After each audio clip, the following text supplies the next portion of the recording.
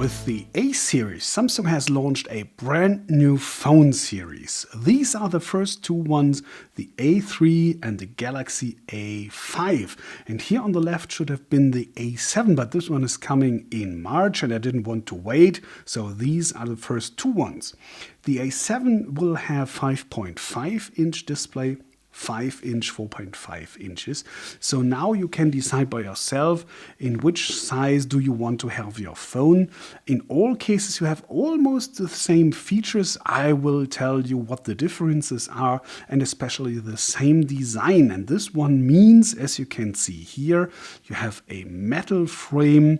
It's very solid and especially it's looking very classy and it's very thin. Just 7.1 millimeters in both cases, by the way, and very lightweight.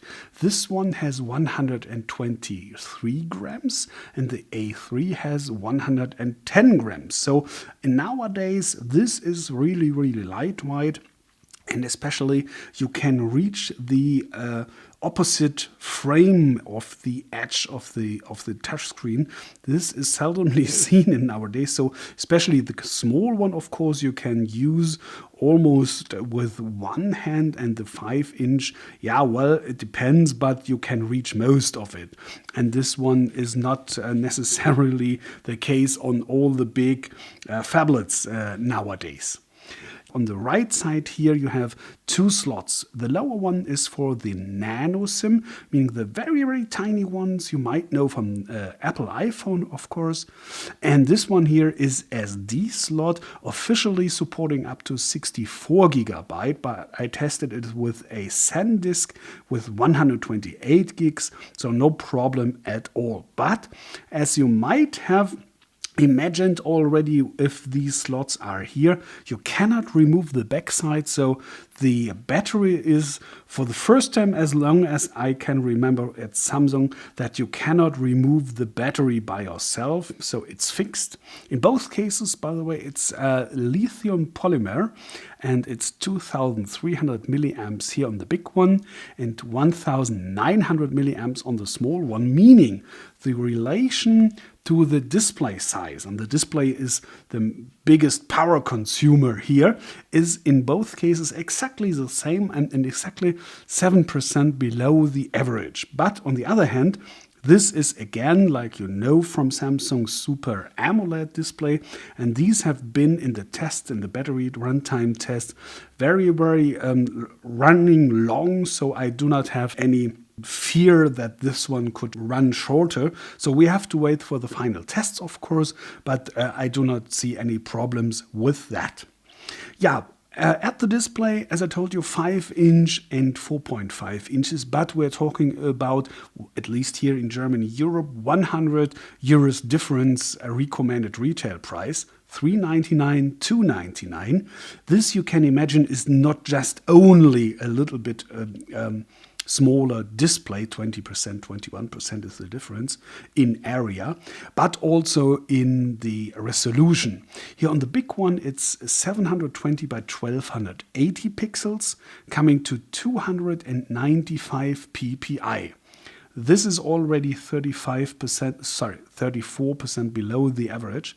Average meaning always all smartphones I've tested in the last 12 months. So this is not the best one, of course, and here it's 540 by 960 pixels, coming to 244 ppi. This is already 55% below the average. That sounds bad, that you might think, oh, can I read my text with this? Do not be afraid of that. It sounds worse than it really is. As you can see here, for example, in the menu, it's no problem to read these texts. Or if I'm going to my website, I've prepared some small texts. Now he's reloading this again. Sorry for that delay.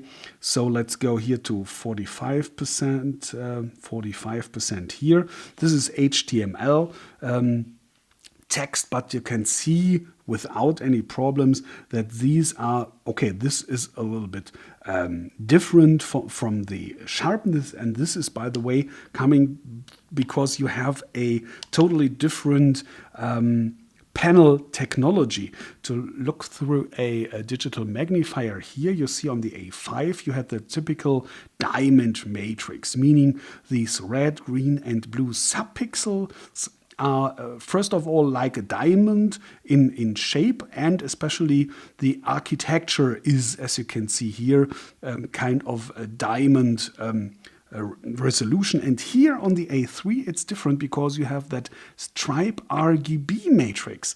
So this is almost like normal regular LCDs, meaning all kind of the same size, and especially the architecture is more compact and more the same. So this makes this differences again a little bit less. And especially at last I wanted to show this picture here. So it's the same data on both devices, and bringing this to the same size, of course. Here we go. And if you now try to watch a little bit these details, for example, here on the top of the tower bridge, and I'm taking a optical magnifier here to make you see that there is in both cases not that big a difference, because in both cases it's not so good. So you do not see any details in both. So do not be afraid of this little differences in PPI, in pixel density. So this doesn't mean that much in reality. Yeah, and we have some differences concerning the camera. On the back side, this one 13 megapixels and the small one has 8 megapixels, but both are recording videos in full HD. And the front camera is exactly the same, 5 megapixels, photos and videos again in full HD. And this is something not typical in this price region, to have a full HD front video for Skype or whatever you want to do. This is great. Yeah, of course, you have the typical Samsung user interface, TouchWiz. Operating system is, of course, Android 4.4.4. Both have the same Snapdragon 410 processor, meaning 4 cores at 1.2 gigahertz, so it's not that much. And this one has 2 gigabyte RAM and 1.5 gigabyte RAM. But remind, there are less pixels on the screen to be calculated. So I guess in the benchmarks we will have kind of the same league that both will reach. Both have LTE Cat 4, meaning up to 150 megabit per second in 4G. Dual cell HSPA, meaning in a 3G network you have up to 42 megabit per second. Bluetooth for 0. NFC. Both do not have Wi-Fi AC, just Wi-Fi N.